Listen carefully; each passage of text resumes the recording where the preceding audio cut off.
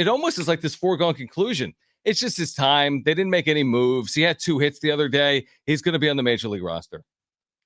Well, one thing about Jackson Merrill, hearing him talk after yesterday's game about his approach and his mindset, and then seeing what he did on the field yesterday, going the opposite way, the double and then the single there.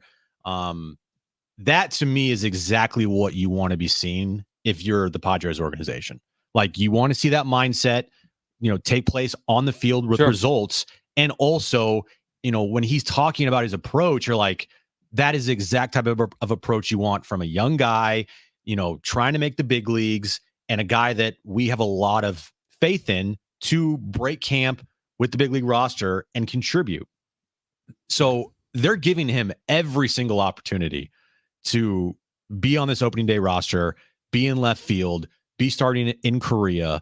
And it's really kind of feels like it's up to Jackson Merrill to take that, what opportunity they're giving him, and really run with it. And so far, it feels like it'd be a surprise if he's not on the opening day roster, right, Darnay? It feels that way to this point. Off 6 at bats. Well, I mean, they haven't made a move. Okay. But I mean, that's part of it, is like, who's obviously a better option at this point. Yeah. And so he probably has to prove it less than like CJ Abrams had to prove it. Right. Yeah. And I'm sure, like, if, I'm sure the front office, AJ Preller, would love for him to do that and to continue to play well. And they don't need him to kind of set Cactus League on fire, as great as that would be, but just prove that you're not kind of blown away by legit big league pitching. And through one game of that, that appears to be the case. You're right, it is early, but that's the good thing. We still have a few weeks to go, and there's going to be ample opportunities for him to see some of those guys. And I would think more and more as those big league arms get incorporated a little bit more and get a little bit closer to kind of their regular season form. And so it's early. All we can go with is the information that we have. And as it stands right now, like, if opening day was tomorrow, then like, why wouldn't he? But it, of course, is 24, 25 days away, whatever it is. And so there's time. A lot of things can happen, certainly roster additions, and that would change the complexion of the situation. Can I give you I hate to be like the cold water guy, because I'm not trying to do it. We'll see what plays out over the spring. But like, why wouldn't you? I did that with Joe a couple minutes ago. Yeah, you did. That's weird because he's like a 30-year-old veteran. But here's the 20-year-old Jackson Merrill. An injury, so I'm a little concerned. I'm kidding. I'm completely kidding. But hear me out. I mean, he's 20. He's never had that monster minor league season. He's got very little seasoning above A ball. I'm all for it until you realize that there can be ramifications, or what's the plan if it doesn't work? You put him on a big league roster. He's 20 and he's overmatched. I'm making it up. Maybe he's not. I hope he's not. We all hope that. And it works out swimmingly. But you have to consider at least a possibility. And by the way, it could be a likelihood, but at least a possibility that you get 40 plate appearances and you haven't hit. Or you hit for your first 10, but then there's a 50 plate appearance slide where you reach base safely 4 times and you're plugging someone in, needing to win games. And now what do? You've got a 20-year-old that you're not trying to set back and send back down. Where do you even send him? AA or AAA? When's the next time he gets up? So I'm just saying that there are repercussions to doing something like this if you don't get desired results. Maybe he's the type of guy that can deal with it because he's this top prospect, and maybe he's going to hit from the second he's in the big leagues in the regular season. But if he doesn't, what are you doing to Jackson Merrill? And what are you doing to your team? You got this like interesting decision. You leave him up for 30 days, 15, 45, 6. I mean, you got a lot of decisions to make if the guy doesn't perform at a decent level. I think we all can agree there is ample risk by doing this with a guy, like you said, who has not had that big minor league season, has never played a game in the position that he is trying to win in spring training. And he does not have the amount of at-bats in the minors that you would like to see from a guy before he is given a full big league, full-time roster spot. That being said, the risk there, yes, there is a lot of it, but there's also a lot of reward if this guy actually pans out. Mm-hmm. And I think that this team is banking on that reward panning out. And I agree with you. If it does not, then they're going to be in a lot of trouble. But so far so good. I think it's a so far so good, and you feel like you're cautiously optimistic about this one. You don't want to be like slam dunk. This guy's the next, whoever, Bryce Harper, right? You're cautiously optimistic that what you've seen in the short amount of time and heard from him, that it's like, okay, we're trending upward. Well, I think, John, and you make a good point, but I think what you're laying out is essentially a roster question. Now, if they had a full 40-man roster with, last year's collection of outfielders, then it would really be a Jackson Merrill discussion. If Trent Grisham and Juan Soto were still around and it was a Zokar or Profar, Jackson Merrill would have to really prove it, and there would be less urgency for him to do that. But the fact of the matter is they have 36, 37 guys on the 40-man roster. Yeah. They have one everyday outfielder, Fernando Tatis Jr.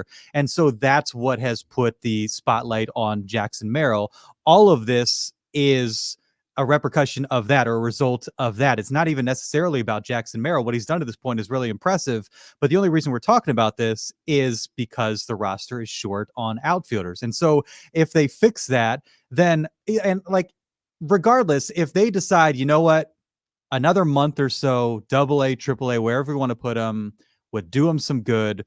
We're going to ride with Profar, Tatis, Zokar, and Cal Mitchell, then fine. It's not Jim's face. If you're watching on the stream, tells you everything you need to know. It's not the sexiest group, but you're doing that for the benefit of the young man. I wouldn't necessarily argue against that, but they're in the situation. That's why the idea of them not acquiring an outfielder seems so crazy to me, because you're backing yourself into a corner where 100%. All of a sudden it almost necessitates you bringing Jackson Merrill up whether or not he's ready, which is a problem. That's not the way it's typically done. You typically develop a player. You don't fill a need with someone that isn't fully developed, let alone one of your top prospects, start his clock, then walk into potential issues if it doesn't work out. He had a 760 OPS last year in A-ball. He's switching positions. He's 20. He's got fewer plate appearances in the minor leagues than Fernando Tatis Jr. did when he made his major league debut. I mean, is this not? This is what people should be saying. I agree. I mean, I'm just, what I mean? This idea. Well, he had 2 hits against the Cubs in Mesa, which is great. He could hit 440 this spring. You're evaluating a player off one spring training that ends March 13th and putting him in the big leagues when you're playing a Tuesday in Cincinnati in April. You got to hit someone? Do you not know who the general manager of this team is? But they don't typically do it with position players. I mean, think about the position players that he's relied on to be everyday guys in his tenure. It's like one.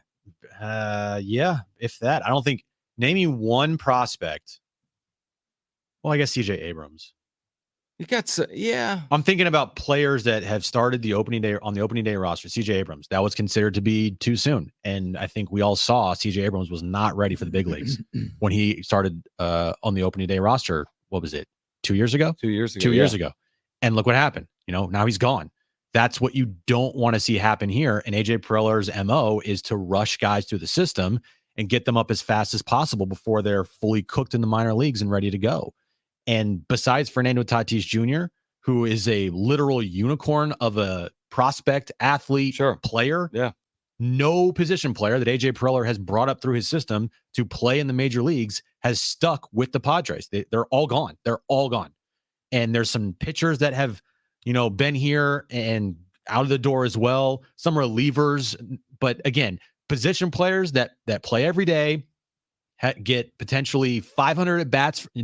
Nobody has done that through the system besides Fernando Tatis Jr. And Tatis is a one of one. So yeah, you think we're all really, really kind of worried that this thing might not work out? Yeah, we are. It's a cautious, optimistic feeling on my end because I want Jackson Merrill to work out badly because I think AJ Preller needs that desperately. Have at least one guy freaking hit, and it's if it doesn't work, then there's this team is in for a world of problems. But to your point, Darnay, it's like just go sign. I mean, this is the way I look at it. Provide yourself cover. Go sign Michael Taylor.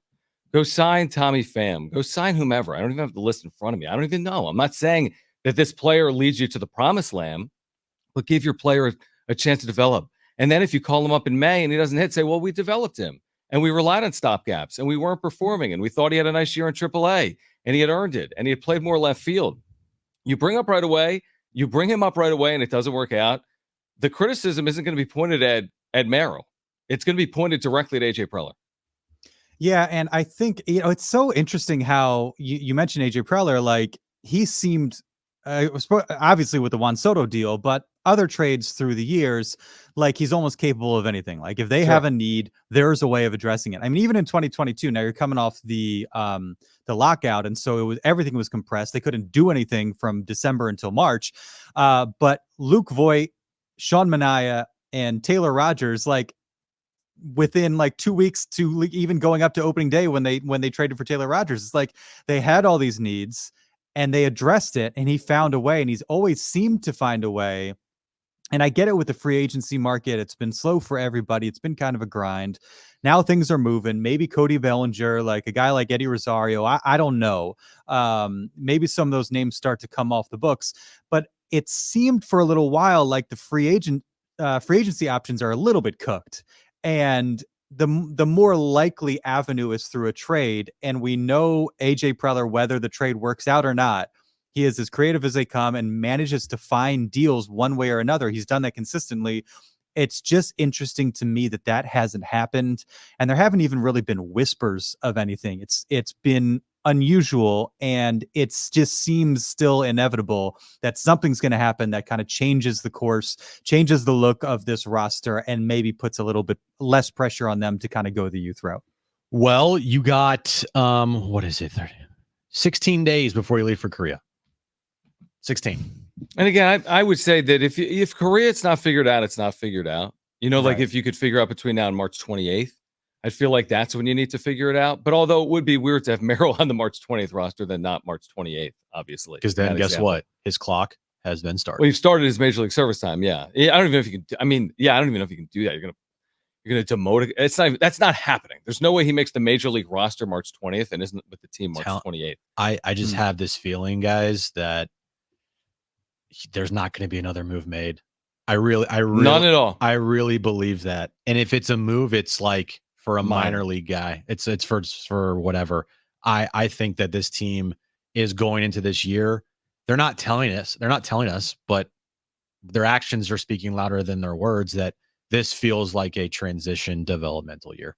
And you still have to field a full roster, though. Well, that's the thing, Darnay. I don't think that they're going to spend money on stopgaps when they are so capped with money. Like why spend money on something when you just have it there? It might not be system. You can just promote on your 40 men, right? Like Merrill's not on. But well, I agree. Whatever route they go, it's going to be, on a budget. So I'm not expecting them to sign somebody that's going to, require a bunch of money or trade for somebody who's making $14 million a year. But again, he's found budget options before at a variety of positions. Do you think they're honest? Like if you gave AJ Preller truth serum and said, do you think you can win the World Series this year? What do you think you would say? I would think it's so easy to point at the Diamondbacks right now. Really? I just think, and it's been that way with baseball. We've seen teams that have been juggernauts, obviously the Dodgers.